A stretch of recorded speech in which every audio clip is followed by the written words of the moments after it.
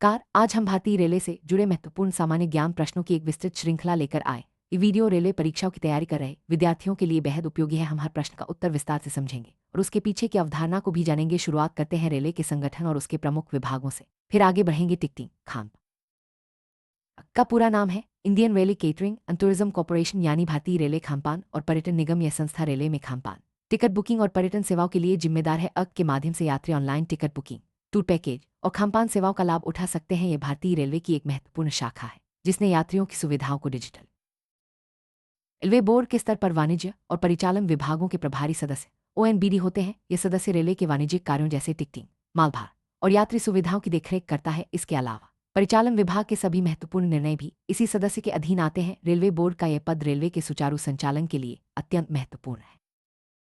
क्षेत्रीय रेलवे में जनसंपर्क विभाग के प्रमुख को CPRO, chief public relations officer कहा जाता है। CPRO रेलवे की छवि, मीडिया से संवाद और यात्रियों को सूचना देने का कार्य संभालते हैं। ये विभाग रेलवे की नीतियों और योजनाओं को आम जनता तक पहुंचाने में महत्वपूर्ण भूमिका निभाता है।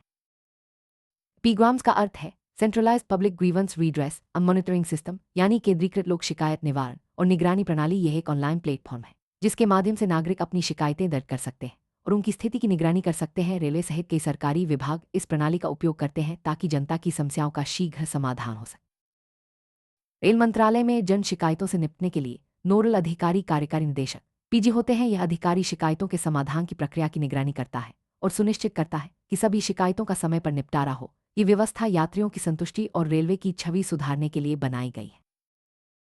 रेलवे अधिनियम की धारा 144 के तहत रेलवे परिसर में हॉकिंग और भीख मांगने पर प्रतिबंध लगाया गया है। ये प्रावधान रेलवे स्टेशनों पर अनुशासन और स्वच्छता बनाए रखने के लिए लागू किया गया है। यदि कोई व्यक्ति इस नियम का उल्लंघन करता है तो उसके खिलाफ कानूनी कार्रवाई की जा सकती है। मंडल स्तर पर NINFRIS, national integrated non fair revenue information system के अंतर्गत प्रस्तावों को अनुमोदन देने के लिए सक्षम अधिकारी DRM, डिविजनल रेलवे मैनेजर होते हैं। DRM मंडल के सभी प्रशासनिक और वाणिज्यिक कार्यों की देखरेख करता है और नॉन फेयर रेवेन्यू से जुड़े निर्णय लेता है। रेलवे को लाइसेंस धारियों द्वारा समय समय पर जो राशि दी जाती है उसे लाइसेंस शुल्क कहा जाता है। ये शुल्क रेलवे की विभिन्न सेवाओं के संचालन के लिए आवश्यक है, जैसे खानपान, स्टॉल या अन्य सुविधाएं। लाइसेंस शुल्क रेलवे की आय का एक महत्वपूर्ण स्रोत है। Z652 रेलवे के लेखा विभाग में अन्य विविध रसीदें अदर सन्ड्री रिसीट्स के लिए हेड है। इस हेड के अंतर्गत रेलवे को मिलने वाली वे सभी आय आती हैं जो मुख्य आय स्रोतों के अलावा होती हैं। यह रेलवे के वित्तीय प्रबंधन में पारदर्शिता और सुव्यवस्था बनाए रखने में सहायक है।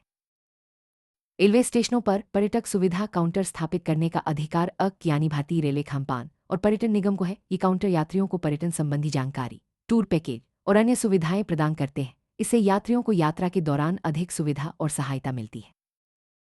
नफा नॉन फेयर रेवेन्यू, ठेके से कमाए गए राजस्व का लेखा 600 माइनर हेड के अंतर्गत किया जाता है। यह हेड रेलवे की गैरभाड़ा आय को दर्शाता है, जैसे विज्ञापन, स्टॉल, पार्किंग आदि से होने वाली कमाई। इससे रेलवे को अतिरिक्त आय के स्रोत मिलते।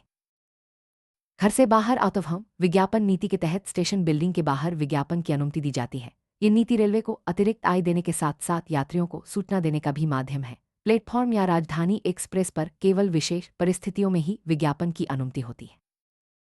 रेलवे स्टेशनों की यात्री सुविधा श्रेणियों में SG4 नाम की कोई श्रेणी नहीं है। आमतौर पर NSG, non suburban group, HG hall group जैसी श्रेणियां होती हैं जिनके आधार पर यात्रियों को सुविधाएं दी जाती हैं। ये वर्गीकरण स्टेशन की आय और यात्री संख्या के आधार पर किया जाता है। मुख्य लाइन पर हॉल्ट स्टेशनों को बंद करने पर तब विचार किया जाता है जब वहां प्रतिदिन टिकटों की बिक्री 50 से कम हो जाती है। इससे रेलवे को कम उपयोग वाले स्टेशनों पर संसाधनों का बेहतर प्रबंधन करने में मदद मिलती है। ये निर्णय यात्रियों की संख्या और आर्थिक दृष्टि से लिया जाता है। वर्ष 2017 से रेलवे बजट को आम बजट में मिला दिया गया। इससे पहले रेलवे का अलग बजट पेश किया जाता था, लेकिन अब यह भारत सरकार के आम बजट का हिस्सा है। इससे वित्तीय प्रबंधन और संसाधनों के आवंटन में पारदर्शिता आई है। ZRUC zonal railway users consultative committee की बैठकें सामान्यतः एक वर्ष में कम से कम 3 बार आयोजित की जाती हैं। इन बैठकों में रेलवे उपयोगकर्ताओं की समस्याओं और सुझावों पर चर्चा की जाती है जिससे यात्री सुविधाओं में सुधार हो सके। ZRUC समिति के अध्यक्ष महाप्रबंधक जनरल मैनेजर होते हैं। वे समिति की बैठकों का संचालन करते हैं और यात्रियों के सुझावों को लागू करने के लिए जिम्मेदार होते हैं। ये समिति रेलवे और यात्रियों के बीच संवाद का एक महत्वपूर्ण माध्यम है। UPI का पूरा नाम है यूनिफाइड पेमेंट इंटरफेस। यह एकीकृत भुगतान इंटरफेस है जो विभिन्न बैंकों के बीच त्वरित और सुरक्षित लेनदेन की सुविधा देता है। रेलवे में भी टिकट बुकिंग, खानपान आदि के लिए UPI का व्यापक उपयोग होता है।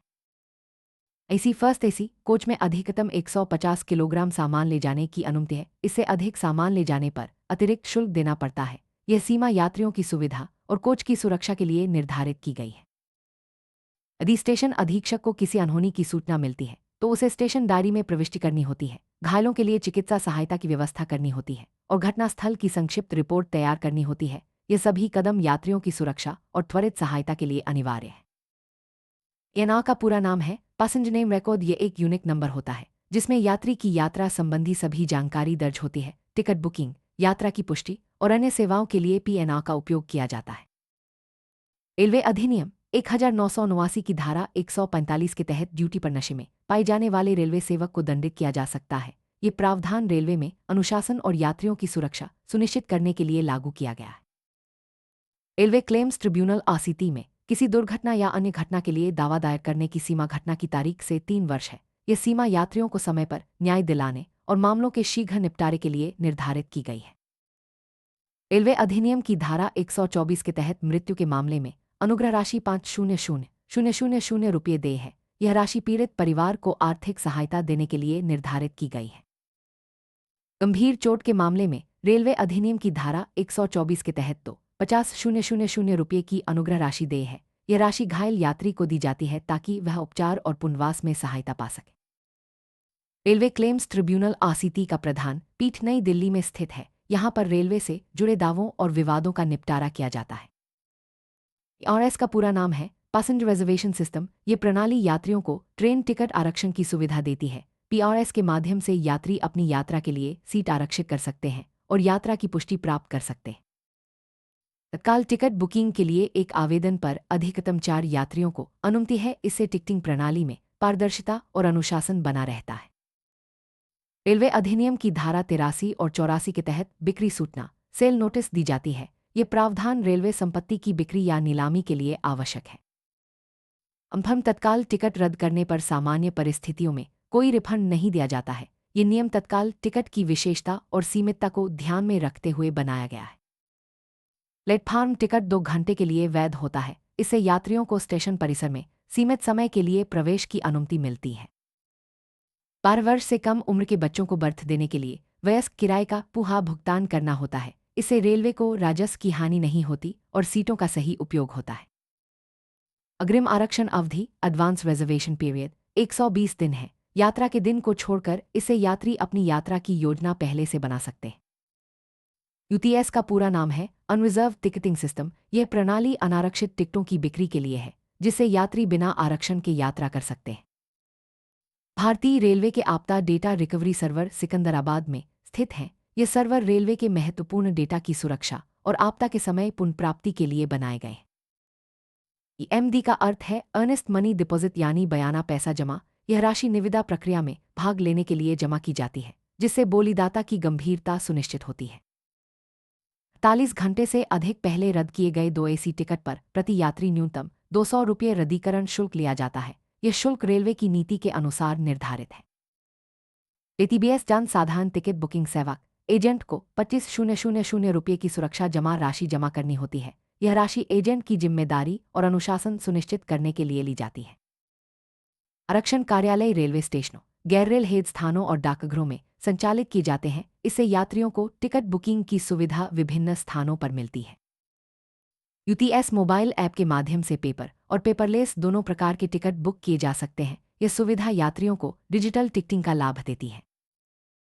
यूटीएस मोबाइल ऐप के माध्यम से मासिक, त्रैमासिक और अर्धवार्षिक सभी प्रकार के मौसमी टिकट बुक किए जा सकते हैं। यह सुविधा यात्रियों के लिए यात्रा को और आसान बनाती है।